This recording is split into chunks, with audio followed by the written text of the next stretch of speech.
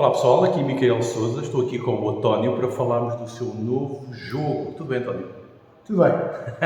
Então, vamos trocar aqui a câmera para vermos aquilo que mais interessa, que é o jogo, obviamente, e então vamos falar consoante vamos vendo mais detalhes do jogo.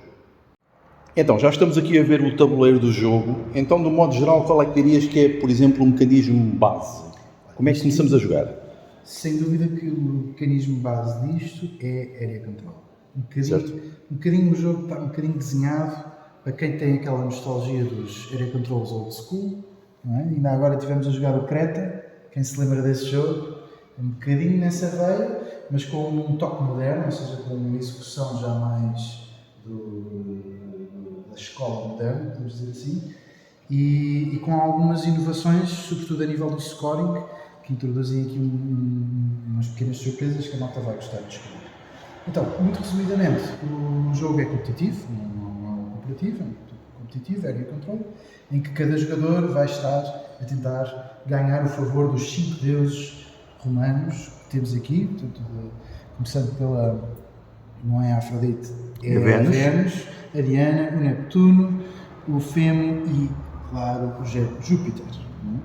Portanto, ao início do jogo vamos receber um player board, vamos receber uma cor à nossa escolha e dessa cor vamos estar associados a um deus que está já do nosso favor e vamos ter que conquistar o favor dos outros deuses. Para isso vamos ter que alastrar essa nossa facção da nossa cor pelo board para os territórios dos outros deuses e depois eventualmente visitar os templos, que é esta zona cá em cima que nós chamamos o panteão, visitar os templos dos outros deuses para ganhar não só as bênçãos desses deuses, mas também depois eventualmente numa fase de pontuação, pontuarmos os territórios que estão associados à cor desse deus. Portanto, neste caso, só para te dar uma ideia, uma jogada pode ser, na minha vez, eu posso fazer a ativação de uma ação no meu player board, usando uma das minhas fichas de ação, posso fazer uma destas 4 ações, que eu já explico o que é que cada uma faz, ou então, em vez disso, posso usar a mesma ficha de ação para visitar um templo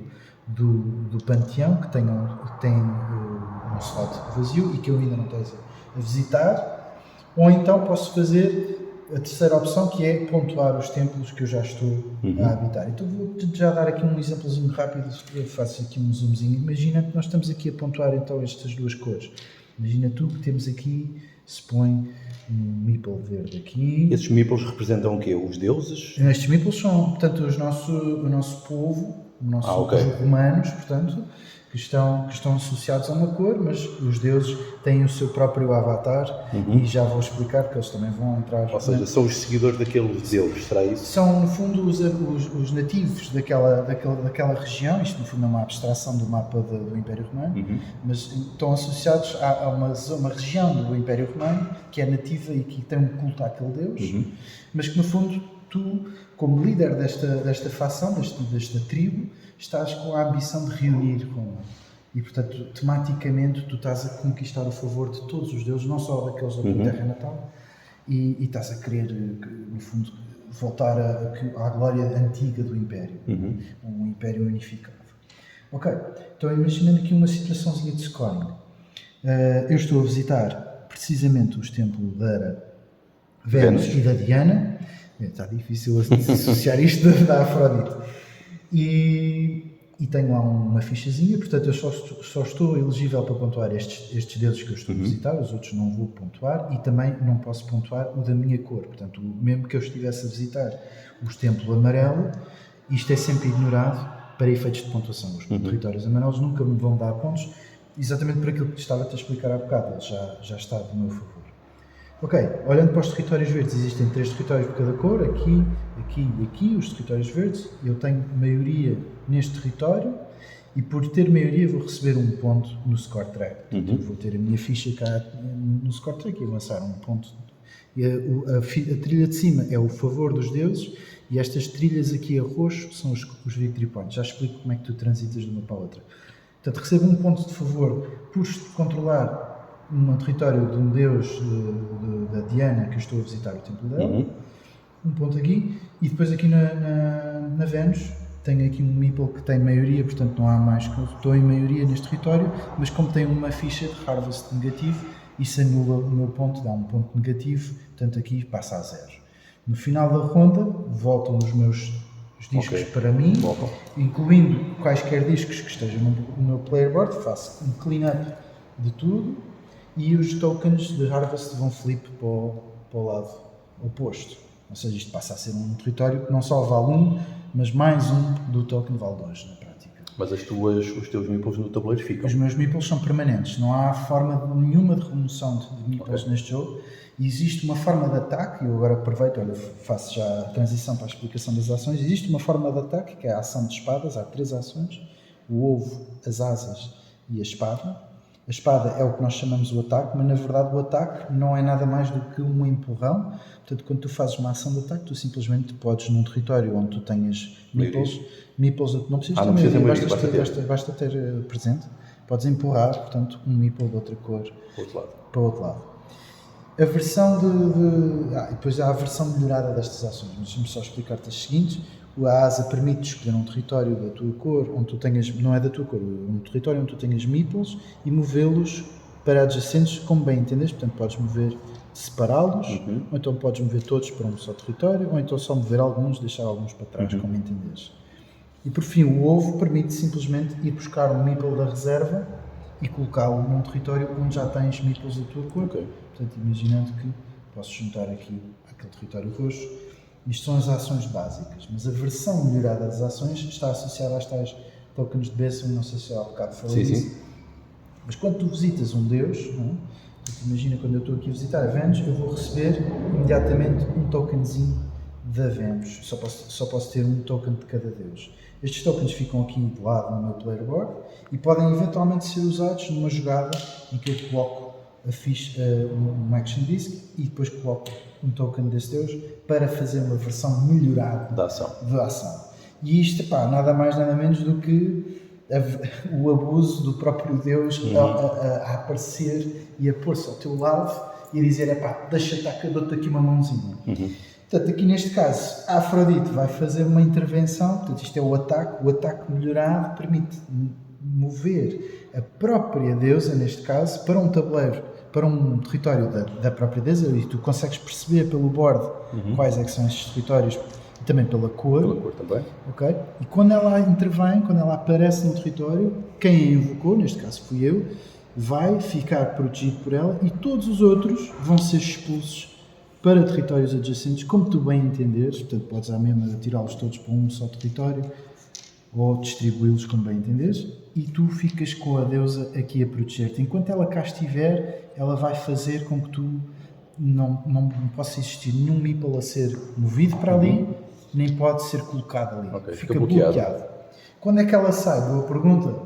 Então, quando alguém eventualmente visita o templo de um deus, neste caso, quando alguém visita novamente o templo da Vênus, se ela não estiver no seu templo, vaidosos como os deuses são, vai imediatamente voltar para o templo para receber as tuas orações e o teu culto. E voltará também no final da ronda, não? No final da ronda, não. Continua sempre lá. Aliás, este jogo tem a particularidade de não ter rondas. Não tem rondas. Portanto, o jogo começa e está sempre a andar, os turnos são super rápidos. Portanto, tu no teu turno simplesmente fazes uma destas 3. Ou ativas um espaço no teu player board, ou visitas um templo, ou fazes scoring. Então quando é que os templos limpam? É quando há uma Quando tu fazes scoring. Portanto, quando tu fazes scoring, vais limpar o teu player board das tuas fichas e vais limpar também as fichas que estejam no panteão. Mesmo que tu não queiras pontuar, suponho tu que tens estás a visitar um templo que te vai dar pontos negativos. Tens que pontuar esse templo lá mesmo.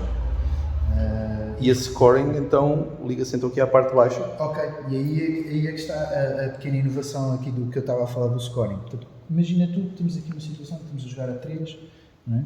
E temos aqui mais jogadores, não é? a fazer o scoring.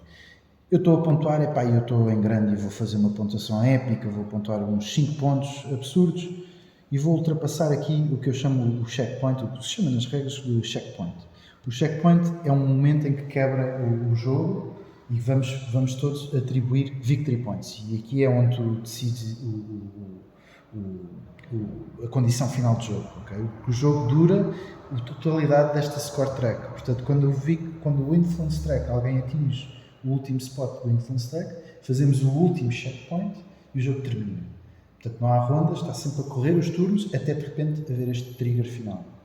Okay? E quando há um trigger de um checkpoint, tu imediatamente vais ver a posição das cores dos jogadores e vais atribuir essas posições na mesma ordem que aqui está para os victory points. Portanto, neste caso eu fiz o trigger e estou à frente, vou ganhar 3 victory points, o jogador azul que está em segundo lugar fica nesta posição, ganha 2 victory points para o final do jogo e por fim o verde vai ficar com aquela última posição. Okay? E depois, e aqui é que está aqui o twist, quem estiver atrás do checkpoint imediatamente vai receber um catch-up para... Isto aqui é super importante porque isto faz com que o jogo, do princípio ao fim, seja completamente tenso.